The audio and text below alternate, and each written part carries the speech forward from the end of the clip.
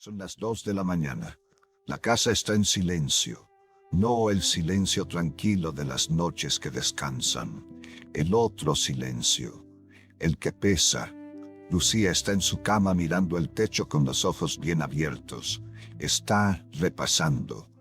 Lo hace todas las noches aunque ya sabe que no va a llegar a ninguna conclusión distinta. Repasa los años cuando los hijos eran pequeños.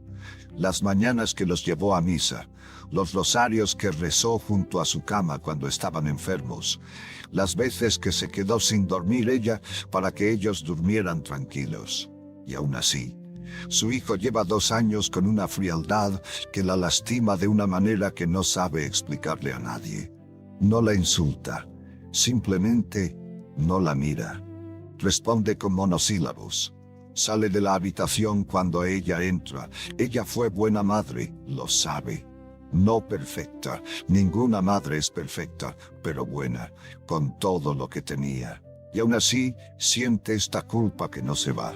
Esta angustia que la despierta a las 2 de la mañana y la mantiene mirando el techo preguntándose la misma pregunta de siempre. ¿En qué fallé? Antes de empezar, necesito que sepas algo. Esa pregunta, ese ciclo de repaso que no llega a ningún lado, esa culpa que no cede aunque tu razón te diga que no tienes por qué sentirla, eso no es una falla tuya, es una trampa. Y voy a decirte quién la puso ahí, y por qué, y cómo salir de ella. Porque Padre Pío entendió algo sobre la culpa de las buenas madres que la Iglesia moderna ha olvidado enseñar. Algo que cambia todo cuando se entiende bien. He pasado 18 años como diácono en las parroquias del Centro Histórico de Puebla, acompañando a familias en crisis. Siento muchas mujeres sentadas frente a mí en ese despacho pequeño que daba al patio interior de la iglesia del Santo Ángel Custodio. Siempre la misma luz entrando por la ventana emplomada. Y siempre los ojos de una mujer que llegaba cargando exactamente lo que Lucía carga esta noche. Culpa. No el tipo de culpa del que hizo algo concreto y malo. Ese tiene solución, se confiesa, se repara. Este otro tipo de culpa es diferente. Es la culpa de quien no encuentra el pecado concreto, pero siente que algo en ella debe haber fallado, porque de otra manera no se explicaría lo que está pasando.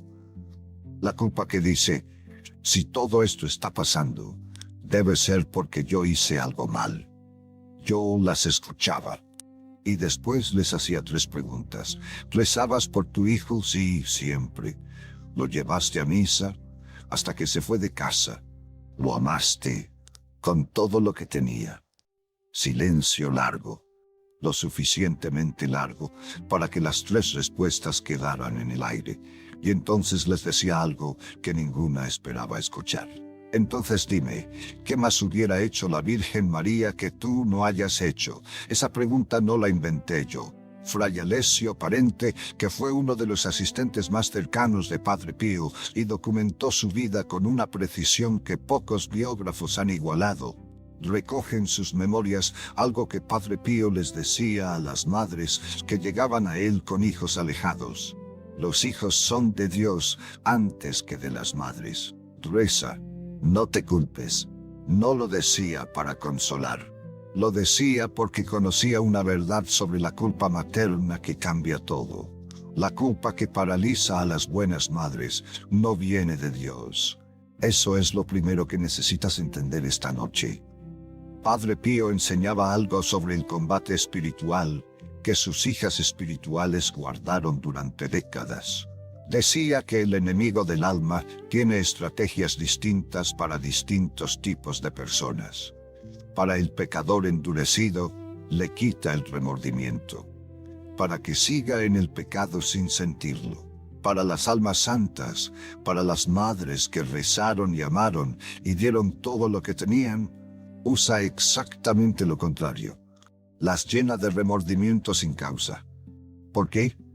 Porque entiende algo que la Iglesia moderna rara vez explica con esta claridad. La oración de una buena madre es peligrosa. Una madre que intercede por su hijo con perseverancia, que no cede, que sigue rezando aunque no vea resultados. Esa madre es una amenaza real para las fuerzas que quieren mantener a ese hijo perdido. Y la forma más eficiente de neutralizarla no es atacarla frontalmente. Eso la fortalece. La forma más eficiente es mucho más sutil. Convencerla de que sus oraciones no merecen ser escuchadas. Convencerla de que falló tanto como madre, que ya no tiene autoridad para rezar por su hijo. Una madre silenciada por la culpa deja de rezar. Y un hijo sin la oración perseverante de su madre está expuesto de una manera que ninguna otra cosa puede compensar. Eso es lo que está pasando en la madrugada de Lucía. No es culpa legítima, es silenciamiento. Quiero hablarte de Santa Mónica. Padre Pío la invocaba constantemente en la dirección espiritual de madres con hijos alejados. No como figura histórica lejana, como modelo concreto. Mónica rezó 32 años por su hijo Agustín. 32 años. No 3 semanas, no 6 meses. 32 años mientras veía a su hijo hundirse en la herejía maniquea. Mientras lo veía vivir con una mujer fuera del matrimonio, mientras lo veía alejarse de la fe con la arrogancia de quien cree que ha superado las creencias de su infancia, y Mónica no se culpó. Esa es la parte de la historia que casi nadie cuenta. Mónica lloró abundantemente, con el dolor que solo conoce una madre que ve perderse a un hijo que amó desde antes de que naciera. Pero no se paralizó. Había en ella algo que Padre Pío reconocía. Lloraba y seguía rezando. Hubo un momento en que estuvo a punto de rendirse. El peso de los años, sin ver cambio, el peso de ver a su hijo cada vez más alejado, la llevó al borde. Y en ese momento, San Ambrosio de Milán le dijo una frase que Padre Pío citaba en el confesionario. Es imposible que se pierda el hijo de tantas lágrimas. Ese hijo se convirtió en San Agustín de Hipona, doctor de la Iglesia. El hijo que su madre estuvo a punto de soltar porque 32 años de oración parecían no haber servido para nada. Padre Pío escribía con frecuencia a mujeres que cargaban el peso de sentirse malas madres. Lo documenta el epistolario, el tercer volumen de sus cartas a las hijas espirituales, y su mensaje era siempre el mismo. El sufrimiento de las almas santas no es un castigo, no es una señal de fracaso espiritual, es una participación en la cruz. Y agregaba algo que a mí me detuvo la primera vez que lo leí. La autocondena que no lleva a la confesión sino al silencio no es humildad, es orgullo invertido. El alma que se cree tan mala que ni merece rezar está cometiendo el mismo error del que tiene demasiado buen concepto de sí mismo para necesitar a Dios. Los dos se han puesto a sí mismos en el centro. Los dos han decidido que su propia evaluación importa más que la misericordia de Dios. La madre que se dice a sí misma a las 2 de la mañana, soy tan mala madre que mis oraciones no merecen ser escuchadas. Esa madre no está siendo humilde, está siendo víctima de una trampa. Una buena madre que se calla por culpa es el sueño del enemigo. Una madre que ora a pesar de sentirse culpable es su peor pesadilla. Quiero contarte algo de mis años en las parroquias. Hace 12 años llegó a verme una mujer que se llamaba Graciela, 55 años, de Guadalajara, Jalisco. Su hijo mayor llevaba 8 años sin pisar una iglesia. Cuando llegó a verme, no lloró de inmediato. Tenía esa calma que da el agotamiento profundo. La calma de quien ya no tiene lágrimas porque las gastó todas. Me dijo, Padre Marcelino, yo rezo por él todos los días desde que nació. Yo lo llevé a misa. Yo le enseñé el rosario. ¿En qué fallé para que esto me pasara? La escuché y después le hice las 3 preguntas de siempre. ¿Rezabas por él? Sí, todos los días. ¿Lo llevaste a misa? Hasta que se fue de casa. ¿Lo amaste? Con todo lo que tenía. Y entonces le dije lo que llevo diciendo desde ese día. Graciela, ¿qué más hubiera hecho la Virgen María que tú no hayas hecho? Ella no respondió de inmediato. Vi cómo algo en su cara cambiaba. No era el llanto del dolor que ya conocía. Era otro llanto. El de algo que se suelta. 3 años después, el hijo llamó un domingo. Había vuelto a la misa. No dio explicaciones. Solo dijo que había soñado con su mamá rezando. Graciela me llamó para contármelo. Y yo solo pensé en Santa Mónica, y en los 32 años, y en la frase de San Ambrosio. Es imposible que se pierda el hijo de tantas lágrimas. Hay algo que Padre Pío prometió y que cambia todo cuando se entiende bien. Sus biógrafos más cercanos, entre ellos Fray Alessio Parente, documentaron que Padre Pío dijo en más de una ocasión, con testigos, que no entraría al paraíso hasta que el último de sus hijos espirituales hubiera entrado. Se quedaría en el umbral, esperando, intercediendo. Si un santo puede hacer esa promesa por sus hijos espirituales, cuánto más poderosa no es la oración de una madre por su hijo. Y aquí está la revelación central de todo lo que hemos estado hablando.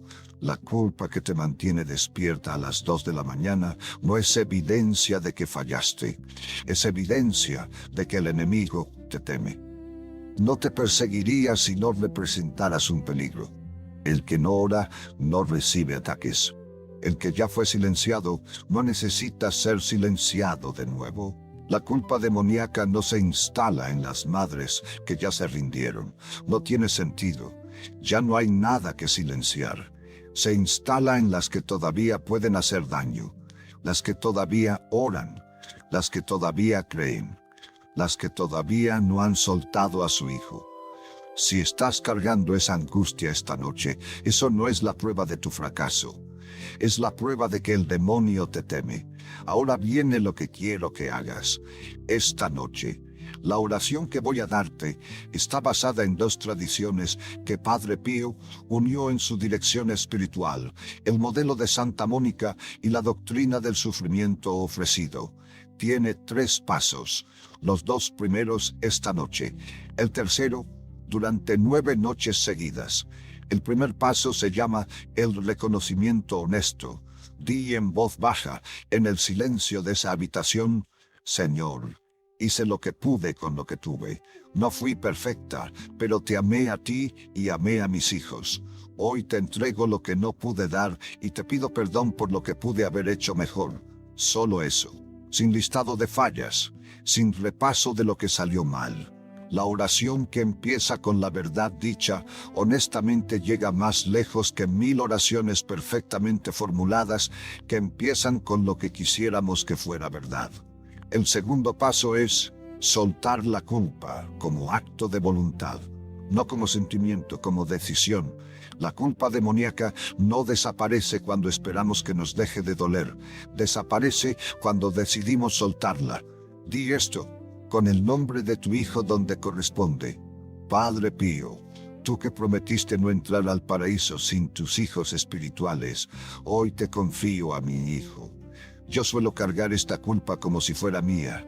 Hoy la suelto, no porque ya no me importe, sino porque me importa demasiado para seguir cargándola sola. Esas palabras exactas, no las suavices. La incomodidad de reconocer que cargas algo que no te pertenece cargar es exactamente el punto. El tercer paso es la invocación a Santa Mónica. Esto lo vas a hacer durante 9 noches. Solo este paso, solo estas palabras, de rodillas si es posible, con una vela blanca encendida. Santa Mónica, tú esperaste 32 años. Enséñame a esperar sin perder la fe. Enséñame a llorar sin paralizarme. Enséñame que el amor que siento por mi hijo no es debilidad. Es la oración más poderosa que existe. 9 noches, sin medir resultados, sin interpretar cada actitud de tu hijo como señal de que funciona o no funciona. Solo siembra. Esta noche, antes de dormir, haz los 2 primeros pasos. Y por 9 noches, la invocación a Santa Mónica, en voz baja, tan en voz baja que solo tus labios escuchen. La culpa que te trajo hasta aquí esta noche no es tuya. Fue puesta ahí para silenciarte, y esta noche, con 3 pasos y 9 noches de oración perseverante, vas a hacer exactamente lo que más temen que hagas.